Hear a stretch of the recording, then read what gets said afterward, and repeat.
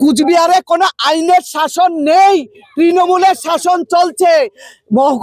জেলা শাসকও তৃণমূলের কথা শুনেই চলছে। সাম্প্রতিক ত্রাণ দিতে গিয়ে হেনস্থার শিকার সাংসদ এবং বিধায়কেরা। রাজ্যে ঘটে যাওয়া নারী নির্যাতন, সম্প্রতি ঘটে যাওয়া বিজেপির পার্টি অফিস ভাঙচুর এবং কর্মীদের উপর আক্রমণের প্রতিবাদ জানাতে জেলা শাসকের কাছে স্মারকলিপি জমা দিতে গিয়ে বিক্ষোভে ফেটে পড়লেন বিজেপি নেতৃত্ব। দেখা না পেয়ে উত্তেজনা ছড়ায় জেলা প্রশাসনিক ভবনের এলাকা জুড়ে। তুফানগঞ্জের বিধায়ক মালতী রাভারায়, কোচবিহার দক্ষিণের বিধায়ক নিখিল রঞ্জন দে, শীতলকুচির বিধায়ক বরেন্দ্র চন্দ্র বর্মন, জেলা সভাপতি অভিজিৎ বর্মন, সহসভাপতি বিরাজ বোস সহ একাধিক বিজেপির নেতা প্রশাসনিক ভবনে গেলে অভিযোগ তাদের ভেতরে প্রবেশে বাধা দেওয়া হয় এবং পুলিশের সঙ্গে ধাক্কাধাক্কির পর বাইরে বের করে দেওয়া হয়। পরে তারা ভবনের সামনেই বিক্ষোভে বসেন। আপনারা তো দেখছেন, আপনারাই তো দেখছেন, আপনারাই তো দেখাবেন, সারা বাংলা দেখবে। আপনারা দেখান যে কোচবিহার কি বাংলার একটি জেলা, যেখানে মহকুমা জেলা শাসক বসে আছেন, তিনি তৃণমূলের হয়ে কাজ করছেন, যে আমাদের সঙ্গে দেখা করবে না, তার চেয়ারটা যাওয়ার ভয় আছে। তার দপ্তরের যারা সমস্ত কর্মীরা আছে তাদের নামিয়ে দিয়েছেন যে ভারতীয় জনতা পার্টির কোনো কার্যকর্তার সঙ্গে তারা দেখা করবেন না, তাদের কোনো স্মারকলিপি নেবেন না, তাদের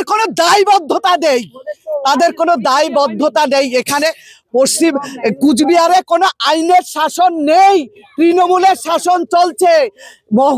জেলা শাসকও তৃণমূলের কথা শুনেই চলছে। পরবর্তী পদক্ষেপ কি হবে? আমরা আন্দোলন চালিয়ে যাব, আমরা চালিয়ে যাব, জনগণকে নিয়ে আমাদের আন্দোলন চালিয়ে যাব। আমরা থামবো না। আজকে কুচবিহারের মানুষকে আমরা দেখিয়ে দিয়েছি যে ভারতীয় জনতা পার্টি আন্দোলন করতে জানে, তারা আমাদের অন্য জায়গায় নিয়ে গেছে। আমরা সেখানে জেলা শাসকের সঙ্গে আমরা দেখা করতে চেয়েছি, জেলা শাসকের সঙ্গে দেখা করতে পারিনি, আমরা দেখা করিনি। আমরা জনগণ পাশে আছি, কুচবিহারের পাশে আছি। ধন্যবাদ। বিধায়ক মালতী রায়ের দাবি, জেলা শাসকের দপ্তর এখন তৃণমূলের পার্টি অফিসের মতো চলছে। প্রশাসনের নিরপেক্ষতা কোথায়? জেলা সভাপতি অভিজিৎ বর্মন বলেন, গণতান্ত্রিক পদ্ধতিতে স্মারকলিপি জমা দিতে এসেছিলাম, আচরণ অনভিপ্রেত।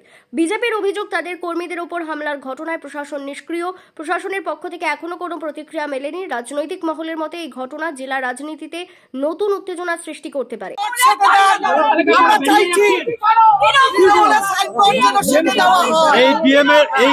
যতদিন থাকবে বিজেপি আর ডেপুটেশন দিতে আসবে না।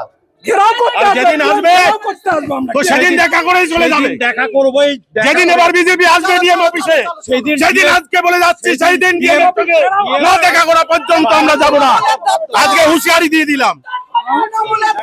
Bureau news, ABN 24x7, Cooch Behar.